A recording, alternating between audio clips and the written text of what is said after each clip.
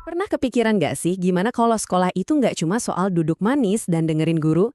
Nah, dalam beberapa menit ke depan, kita bakal bongkar bareng-bareng model-model pendidikan yang justru naruh siswa sebagai kapten di petualangan belajarnya sendiri. Ini adalah skill yang penting banget buat masa depan. Pertanyaan yang Anda lihat ini bukan cuma basa-basi loh, ini adalah inti dari sebuah pergeseran besar di dunia pendidikan. Kita ini lagi bergerak dari yang tadinya cuma jadi penumpang pasif yang nerima informasi, jadi seorang petualang yang aktif mencari dan bahkan membentuk pengetahuannya sendiri. Oke, ini dia peta perjalanan kita. Pertama, kita pahami dulu apa sih maksudnya pergeseran ke siswa ini. Terus, kita bakal bedah 4 model utama yang kita bagi jadi 2, belajar dengan membangun sama belajar dengan menjelajah. Nah, yang terakhir, dan ini yang paling penting, kita bakal sambungin semua ini ke pertanyaan, kenapa ini relevan banget di zaman AI sekarang. Yuk, kita mulai dari fondasinya dulu. Sebenarnya apa sih artinya berpusat pada siswa itu? Apa ini berarti peran guru jadi nggak penting lagi?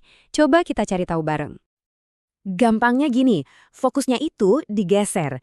Udah bukan lagi guru sebagai satu-satunya pemancar ilmu, tapi siswanya yang jadi pusat gravitasi dari semua proses belajar. Filosofi inilah yang jadi dasar dari 4 model yang akan kita bahas habis ini. Nah, sekarang kita masuk ke dua model yang pertama.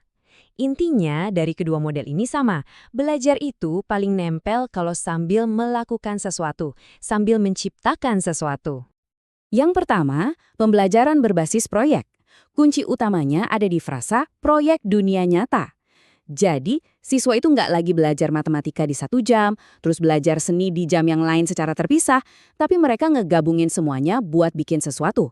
Contohnya nih, mereka bisa aja ngerancang sistem penyiraman otomatis buat taman sekolah yang butuh perhitungan fisika sekaligus sentuhan desain yang kreatif. Berikutnya ada pembelajaran eksperiensial. Intinya tuh, belajar itu harus dialami, bukan cuma dipikirin di kepala. Ini bisa macam-macam ya, bisa lewat magang di perusahaan, bisa riset langsung di lapangan, atau bahkan lewat simulasi. Nah, setelah ngalamin itu, siswa diajak buat mikir, buat refleksi. Tadi apa ya yang berhasil? Apa yang salah? Apa pelajarannya? Baru deh ilmunya bisa diterapin lagi. Terus, bedanya apa dong? Keduanya kan sama-sama aktif ya. Coba bayangin gini. Pembelajaran berbasis proyek itu fokusnya lebih ke hasil akhirnya. Misalnya sebuah robot, sebuah aplikasi, atau sebuah kampanye sosial. Sementara itu, pembelajaran eksperiensial lebih fokus ke proses dan pembelajaran dari pengalaman itu sendiri. Misalnya apa aja yang dipelajari selama proses magang itu. Oke, kita geser ke pasangan model berikutnya. Kalau yang tadi tentang membangun, yang sekarang ini tentang menjelajah.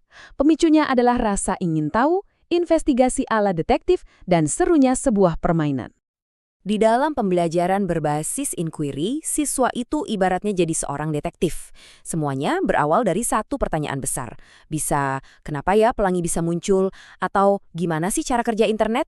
Tugas mereka bukan buat ngapalin jawaban dari buku, tapi benar-benar nyelidikin, cari petunjuk, dan ngebangun pemahaman mereka sendiri dari nol. Terus ada pembelajaran berbasis game. Jangan salah, ini bukan berarti cuma main game seharian ya. Maksudnya adalah kita minjem elemen-elemen seru dari game, kayak poin, naik level, atau misi, terus kita masukin ke dalam proses belajar. Tujuannya, ya buat ngelatih skill tertentu, atau bikin topik yang susah jadi terasa lebih gampang dipecahin. Nah, di sini bedanya kelihatan banget. Kalau inquiry itu bahan bakarnya adalah rasa penasaran siswa yang nggak ada batasnya. Sementara kalau belajar berbasis game, bahan bakarnya itu aturan dan tujuan yang udah jelas di dalam permainan. Hasilnya juga beda. Inquiry itu buat membangun pemahaman yang luas, sedangkan game itu efektif banget buat ngelatih satu skill spesifik sampai jago. Oke, kita udah bahas 4 model yang keren-keren. Tapi sekarang kita sampai ke pertanyaan paling penting. So what? Terus kenapa? Kenapa ini semua jadi penting banget buat kita sekarang? Jawabannya simple, karena kita hidup di dunia AI.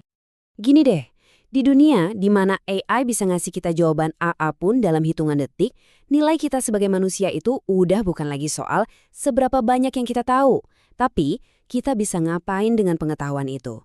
Ini soal gimana cara kita nanya, cara kita kerjasama, dan cara kita berkreasi bareng teknologi. Jadi, coba kita sambungin ya, kemampuan buat ngasih pertanyaan yang dalam ke AI itu dilatih lewat model inquiry. Kemampuan buat ngelola proyek yang rumit bareng AI itu datangnya dari pembelajaran berbasis proyek. Kemampuan buat belajar dari data dan pengalaman langsung itu dari model experiential. Dan kemampuan buat adaptasi dengan cepat itu dilatih lewat pembelajaran berbasis game. Ini semua bukan lagi pilihan, tapi ini adalah survival kit di era AI.